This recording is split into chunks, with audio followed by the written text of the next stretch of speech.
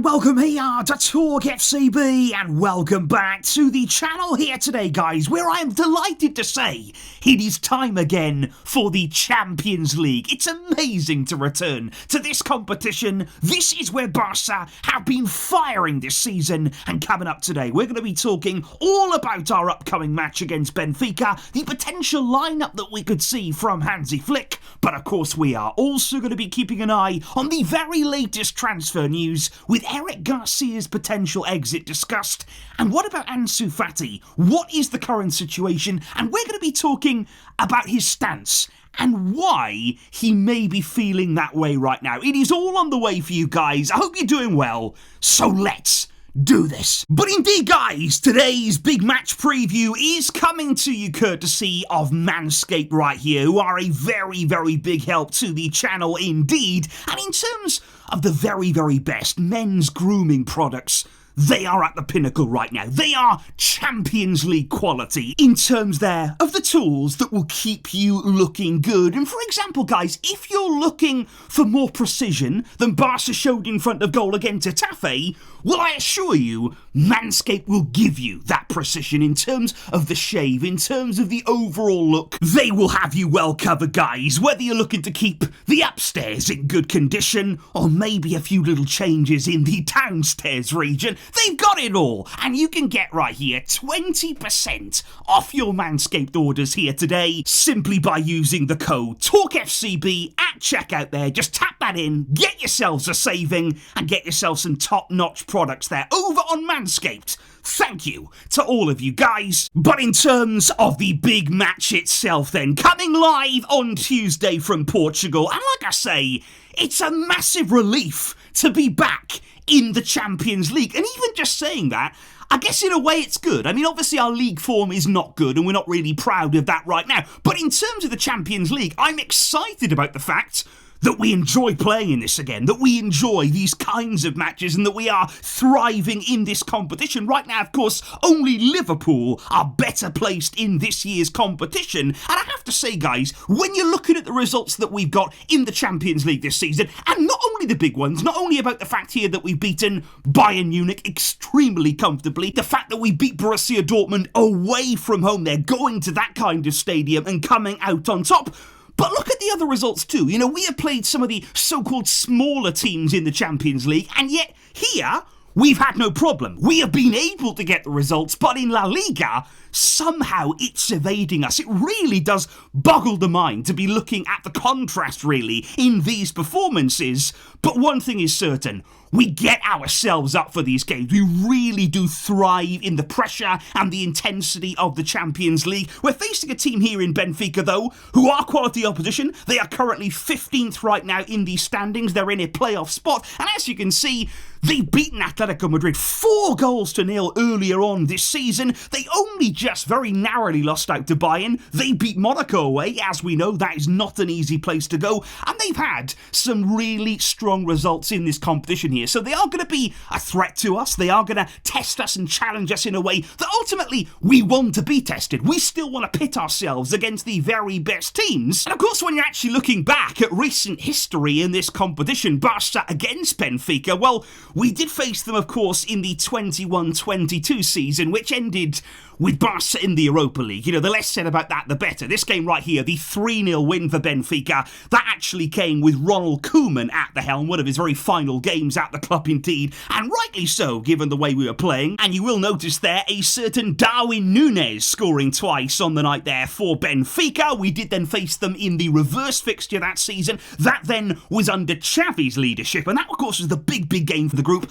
where we had to win to get through to the Champions League knockout stages. Terrible weather conditions it was on that day, and Araujo thought that he'd scored the goal that did it late on, but it was disallowed there. A goalless draw, that saw us drop into the Europa League. And I do think it's important at times, guys, just to acknowledge here how far we have come in terms of this competition. You know, it wasn't that long ago, and it really wasn't. We can remember it well, where we were in the Europa League, where we were consistently dropping out and failing to find the results we needed.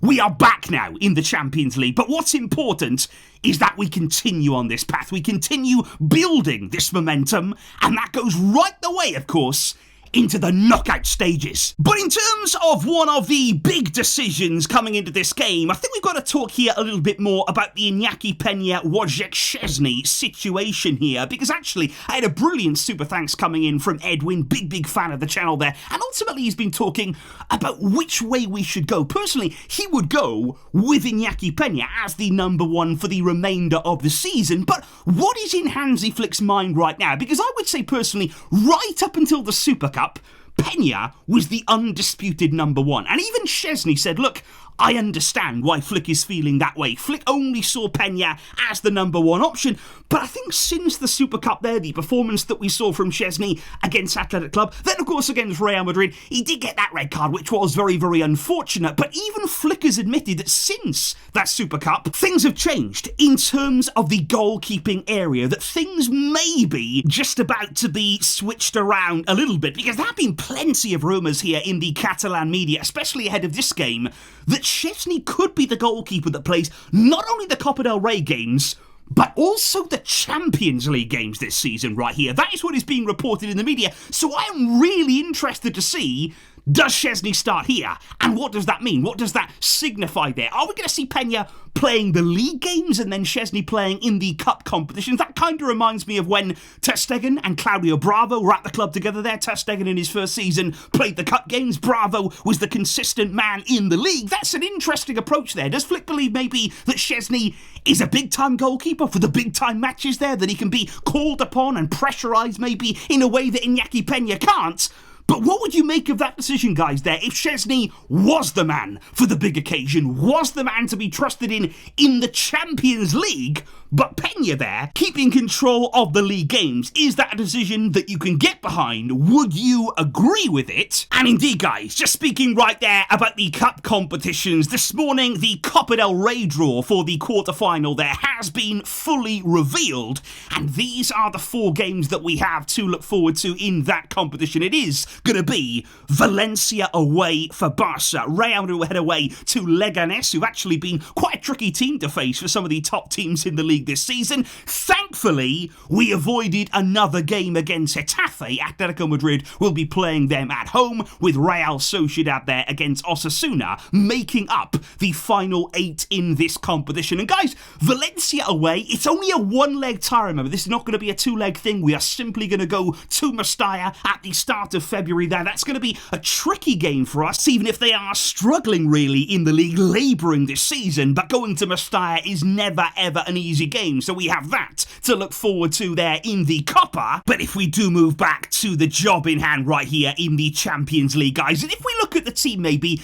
that started against Getafe there, the lineup that we started the game with, and of course we started well enough in the first 9 minutes, but we were not able to build upon that early lead. And I guess the question would be, well, what needs to change in this game there to change the performance, to change the result? But it's kind of difficult to judge that there when it's going to be a completely different game. You know, Benfica are not Getafe, thankfully. They're not going to sit very deep. They're not going to shut down all of the space and be an absolute nightmare to face. So it's very possible here that you could effectively line up with exactly the same team, and it could be a dramatically different night for us, guys. I wouldn't expect wholesale changes here. I would expect Flick to continue to do as he has been doing in the Champions League, going very strong. I would expect there the same defence, but Szczesny in goal, probably unchanged in midfield, although we did see Casado come off, of course, at half-time. Frenkie de Jong came on for the second half against Getafe. There is no Dani Olmo, of course, through injury, so I would say Gavi again will be deployed in that more advanced area. Yamal, Rafinha, of course, missed some big chances against Getafe, and Lewandowski, we need him to be firing. This is the Champions League. This is the place where he scored a century of goals. Can we see some more? Can we see some magical moments again on Tuesday in this competition? But indeed, guys, aside from the game coming up, that's of course very important to us, we do also have some interesting developments going on in the January transfer window here. Let's start by talking about Eric Garcia, who has been linked away from the club for pretty much the whole of January so far. You know, will it happen? Won't it happen? It seems to be as though Girona are the club with big interest in getting him back. Of course, he spent last season on loan at Girona. I was kind of surprised when we didn't really get that sale in the summer. After such a great season, Girona, of course, qualified for the Champions League. You felt as though that was the moment to cash in on Eric Garcia, because now we're hearing rumours of a 10 million bid coming in from Girona. And again, that kind of doesn't really do it justice there. You know, what he was showing last season on loan, the way that he played, how instrumental he was in their defence, 10 million, it's not really what you're going for. And Barca right now would like more than that. They're also kind of battling as well a little bit against Hansi Flick himself, because Flick ideally would like to keep Eric Garcia, especially because the board are basically saying to him, well, would you like to sell Eric? Would you like to sell him there maybe for around 10 million? Are we going to replace him? No, we're not. You know, we're not going to give you somebody else there in midfield, for example. We're not going to give you another defensive-minded profile. So Flick really here is probably thinking, I'm losing a player for what? You know, I'm losing a player here who has provided a bit of depth, who does provide me another option in an emergency kind of situation. I don't really want to be losing players if I can help it there. So Barca shouldn't just jump into a deal, especially if we're not getting the kind of money that we are looking for. But Eric Garcia right now, he is looking as though it might happen, but Barca ultimately trying to hold out for more. But when it comes to Ansu Fati, that is a whole different story right now, because the thing about him is that he does not want to go. And that is becoming more and more clear now with every day. We've been waiting throughout January for Ansu kind of to open up the door to his exit. That is just not happening. He does not want to leave Barca. And it's a really tricky situation, because obviously in Ansu's mind, this is nothing like what he expected his career to go like at Barca. You know, when he broke through with all of that talent there, he was really looking like the next big thing. You know, we've seen this many, many times at the club. Players with huge expectations there, where in the end, it doesn't quite end up going the way you expected. It doesn't end up actually transpiring in the way that we all hoped. And of course that came because of a really bad injury and of course complications in the surgery there, which is heartbreaking for Ansu. But where does he go now? Because if he's saying, look, I won't leave, you know, I've got a contract until 2027. It's a long deal. He is on very, very good wages. But what's his plan in terms of his footballing career here? He is not playing. And he's 22 years old. You know, at this stage of your career, even with the injury problems, even, of course, with the setbacks that he's had, surely now you need regular minutes. You know, you need to ultimately show my body can handle the demands. My body, again, can get back to playing regular football, to get that sharpness back. If he's not playing, that will never, ever come back. It's as simple as that. You have to get minutes there out on the field. That is not happening at Barca. You know, even today, he's back in the squad. You know, he's been excluded for 4 games in a row. He's back now because of Dani Olmo's injury. But is he even going to play? You know, is he even going to be on the pitch for 1 minute in the Champions League?